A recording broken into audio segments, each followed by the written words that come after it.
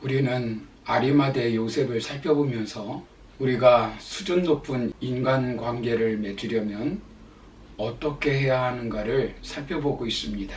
지난 시간에 우리가 수준 높은 인간관계를 맺기 위해서 먼저 우리는 동조가 아니라 옳음을 선택해야 하고, 둘째는 숨김이 아니라 드러냄을 기준으로 선택해야 한다고 말씀드렸습니다. 오늘 한 가지 더 살펴볼 것은, 우리가 수준 높은 인간관계를 맺으려면 자기 이익이 아니라 헌신을 기준으로 선택해야 합니다. 우리가 수준 높은 인간관계에 대해서 살펴보고 있지만, 우리가 알아야 될 것은 수준 낮은 인간관계의 특징이 무엇인가 하는 것입니다. 그 대표적인 특징 중에 하나가 자신의 이익을 위해 상대를 이용한다는 것입니다. 그러나 수준이 높아지면 자신을 희생하여 헌신하게 됩니다. 남녀가 서로 만나면 어떻게 됩니까? 처음에는 자기 이익과 자기 편에서 생각하고 행동합니다. 그러나 시간이 지나고 사랑하면 사랑할수록 자기 희생과 헌신을 하게 됩니다. 그래서 한편으로는 우리가 사랑한다고 했을 때 희생과 헌신이 함께 하는 것입니다. 상대의 입장에서 생각하고 상대에게 이익을 주려고 행동합니다. 좋은 만남이란 바로 이런 사람을 만났을 때 이루어지는 것입니다. 아리마대 요셉을 보십시오. 예수님께서 돌아가셨을 때 빌라도에게 찾아가 시체를 달라고 해서 무엇을 합니까? 바위 속에 판 무덤에 넣어둡니다. 본문 마가복음 15장 46절을 보시면, 요셉이 세마포를 사서 예수를 내려다가 그곳으로 싸서 바위 속에 판 무덤에 넣어두고 돌을 굴려 무덤 문에 놓으매라고 말씀합니다. 그 무덤이 누구의 무덤입니까? 마태복음 27장 60절을 보시면 바위 속에 판 자기 새 무덤에 넣어두고라고 말씀하고 있습니다. 바로 자신의 무덤입니다. 아직 아무도 사용한 일이 없는 새 무덤입니다. 당시 평민들은 누군가가 사용한 무덤을 잘 정리해서 사용함이 보편적인 관습이었습니다. 그런데 요셉은 한 번도 사용하지 않는 자신의 무덤을 예수님께 드린 것입니다. 구약에서 강조하는 제물 드림의 정신은 언제나 첫 번째 것, 새 것, 그리고 흠없는 것입니다. 자신의 것을 드림으로써 어떻게 되었습니까? 그저 이름 없을 무덤이었을 이곳이 인류 구속을 위한 부활의 현장이 된 것입니다.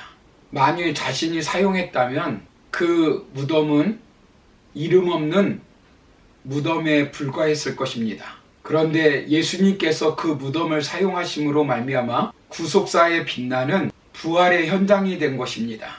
하나님의 섭리를 성취한 현장이 된 것입니다.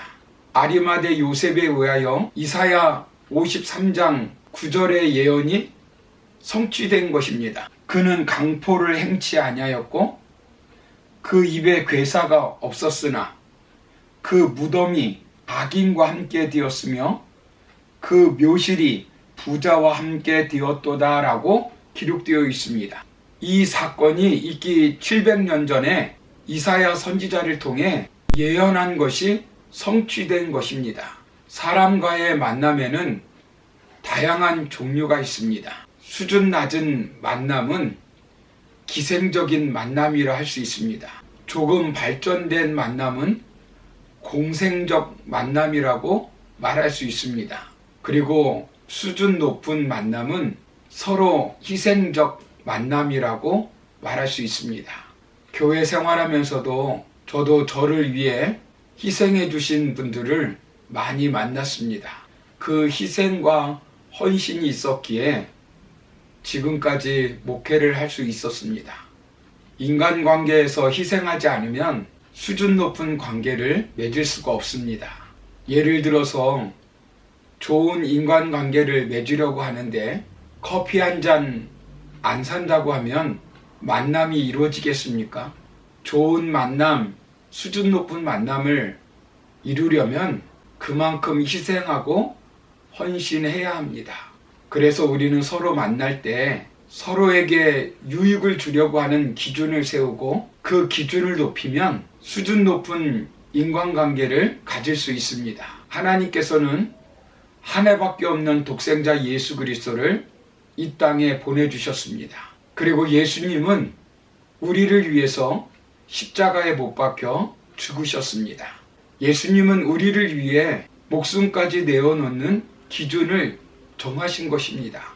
그 예수님의 죽으심이 있었기에 주님이 우리를 얼마나 사랑하시는가를 알 수 있고 그 주님과의 관계가 이 세상의 그 어떤 관계보다 수준 높은 관계라고 말할 수 있습니다. 러시아의 보리스 콤펠드라고 하는 이름의 유대인 출신의 의사가 있었다고 합니다.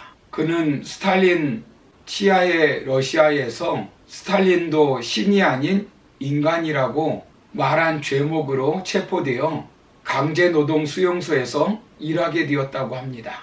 그는 의사였지만 난치병 환자를 치료하여 경제를 낭비하지 말라고 하는 지시를 받았다고 합니다. 생명이 고귀하여 고쳐주는 것이 아니라 병을 핑계로 일하는 것을 멈추지 못하도록 질병을 치료하는 것이 그의 임무였다고 합니다. 그러니 의사로서 형식적이었고 기계적인 치료만 하였다고 합니다. 자신의 인간성이 철저히 파괴되고 있음을 느끼고 있던 어느 날 동료 죄수에게 전도를 받고 그리스도를 영접하였다고 합니다. 수용소 내에 신앙 공동체가 있음을 알았고 그들의 기도로 말미암아 자신이 구원받았다는 것을 알게 되었다고 합니다.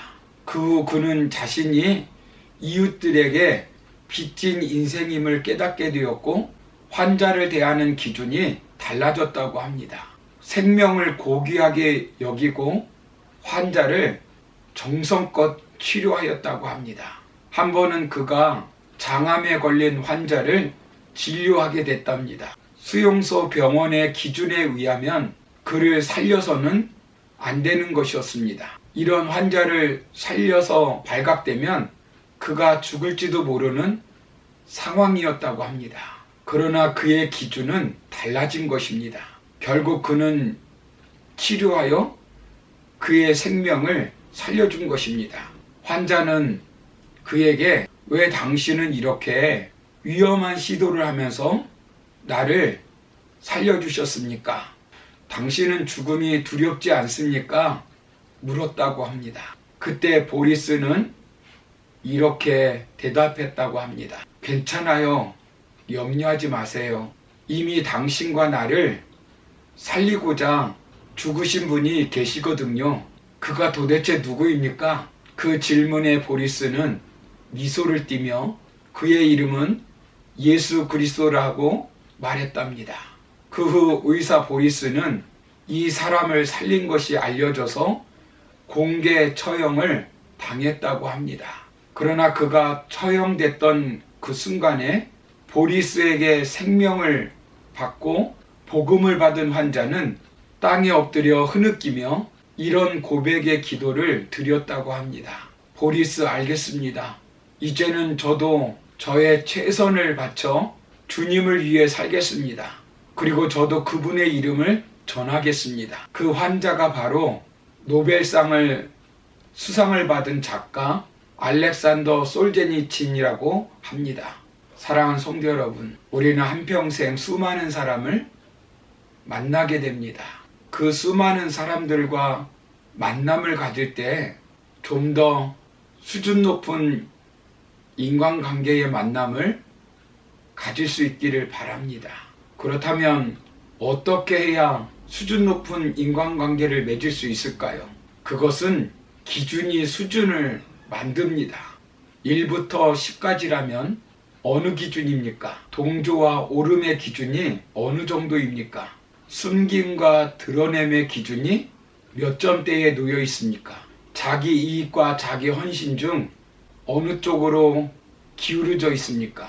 우리가 좀 더 기준을 오름과 드러냄과 헌신으로 옮기면 수준 높은 인간관계의 축복을 누리게 될 줄로 믿습니다. 그러므로 우리가 인간관계를 맺을 때 좀 더 오름과 드러냄과 헌신하여 살아감으로 수준 높은 인간관계를 맺는 저와 여러분의 삶이 되기를 주의 이름으로 축원합니다. 감사합니다.